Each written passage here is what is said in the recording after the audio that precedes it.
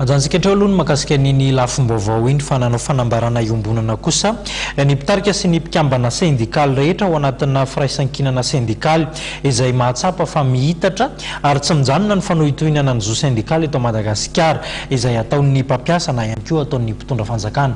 Arahantsika eto anatin'ity tatim-baovao ity ny ambangovangony izay fanambarana izy ireo izay.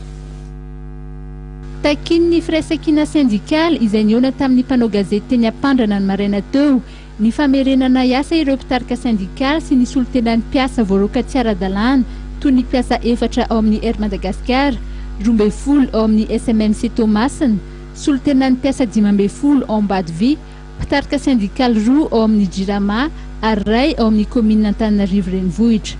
Tokony atsahatra ihany koa raha ny voalazan'izy ireo ny famindran-toerana tsy amin'ny antony, fanapahana karama ary ny réquisition. Anisan'ny fangatahan'izy ireo ihany koa ny fanomezana ny zo aman-kasina ny mpiasa malagasy, ny mpivarotra, ny mpanao asa tanana sy ny tsianasa rehetra ary ny fanajana ireo didy aman-dalàna samihafa. Tokony ho hisy hoy ireo sindika maro ny fanavaozana ny lalàna mikasika ny asa sy ny asa-panjakana. Izahay koa dia mitaky ny hisian'ny fiaonam-mpiasa rehetra ho fanavaozana ny lalàna ny asa 2003-044 sy 2003-011. Fanomezany danja ny famorona asa mba hanenana ny tsy anasa, fametrahana ny anjara toeran'ny sindika mba ho fanohitra sy fampandrosoana ny firenena.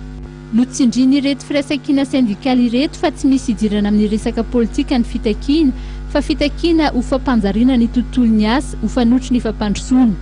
Tsy mbola misy hatreto ny fepitoana omen'izy ireo ny fanjakana ho fanatanterahana ireo fangatahana samihafa ireo.